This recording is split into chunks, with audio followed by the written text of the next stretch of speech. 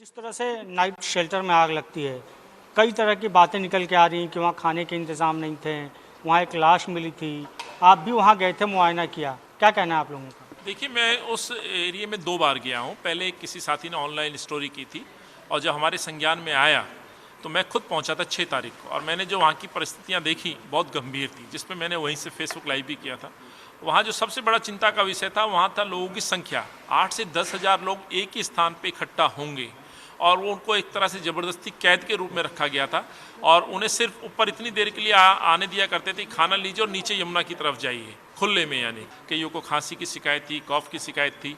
और उसके बाद मैंने निरीक्षण किया था, ये जो नाइट शेल्टर्स थे उसमें जो कैपेसिटी पाई गई, मैंने कल भी वो चेक किया। वहाँ के संस्था जो चलाने वाले लोग हैं उन्होंने भी कहा कि यहाँ ज़्यादा से ज़्यादा 500 लोगों को ही हम सोशल डिस्टेंसिंग के तहत ही रख सकते थे। तो इतना भारी दबाव था वहाँ अंदर घुसने के लिए, रहने के लिए। लोगों के अंदर गुस्सा उबाल पे था। 23 तारीख जो लॉकडाउन हुआ मार्च में, और आप देखें कि ये 11 तारीख को आग लगी, इस बीच में सरकार नहीं जागी, नहीं सचेत हुई। सवाल उठता है, क्या आप यदि 8 से 10 हज़ार लोगों को खाना दे रहे थे तो यानी कि गवर्नमेंट के संज्ञान में था? यदि ये संख्या गवर्नमेंट के संज्ञान में था तो आपने कदम क्यों नहीं उठाए उनको वहाँ से शिफ्ट करने के लिए? और यदि आपके संज्ञान में नहीं था तो उनको 8 हज़ार लोगों को खाना दे कौन रहा था? ये बड़ा प्रश्न है। इसका मतलब ये है कि जो यमुना के नीचे भीड़ थी वो सरकार के संज्ञान में थी, वो खाना खाने के लिए नाइट शेल्टर में आती थी, खाना खा के नीचे चली जाती थी, भेज दिया जाता था जबरदस्ती। और ये मैं नहीं कह रहा हूँ, केजरीवाल जी खुद कह रहे हैं कि हम वहाँ खाना पहुँचा रहे हैं, तो इसका मतलब उनकी नॉलेज में था। जो मर्डर हुआ, जो लाश मिली, वो आपके मुताबिक उसी शेल्टर में रहने वाले की थी या बाहरी की लाश थी? देखिए, ये मैं नहीं कह सकता। मैंने कहा कि 500 लोगों की कैपेसिटी मुझे वहाँ के नाइट शेल्टर चलाने वाली संस्था के पदाधिकारी ने बताया।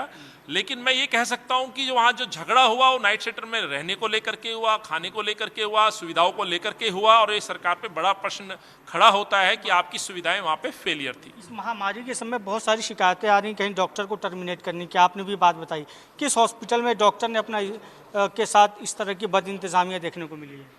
देखिए, हम पहले दिन से ही बता रहे हैं, ये हमारा कर्तव्य बनता है एक अच्छे विपक्ष के तौर पर। लेकिन हम बड़े पॉजिटिव वे में, हमारे नेतृत्व ने भी बार बार ये कहा, ये लड़ाई ना राजनीति करने की है ये वक्त, और इसलिए हम बार बार सुझाव दे रहे हैं। जैसे हमारे नेता आदरणीय राहुल जी ने भी आज ये बात कही है, हाँ, ये वक्त नहीं है किसी पे छिटाकसी करने का, लेकिन ये जरूर है कि हम कोई बात बोल रहे हैं तो उस पर संज्ञान सरकारें लें। हम ये जिनित में रिसेंट एक मुद्दा आया है जिसमें हॉस्पिटल है हमारा बड़ा हिंदू राव में, वहाँ के एक डॉक्टर को 100 को नोटिस दिया गया था 16 तारीख में, और ये देखे 16 तारीख 3 यानी कि उस समय, और लगातार ये कंप्लेंट बढ़ती जा रही थी कि भाई पीपी किट नहीं मिल रही है, सुविधाएं नहीं मिल रही है, लोग संक्रमित हो रहे हैं। और कल यानी कि 15/4 को उस डॉक्टर को टर्मिनेट कर दिया जाता है।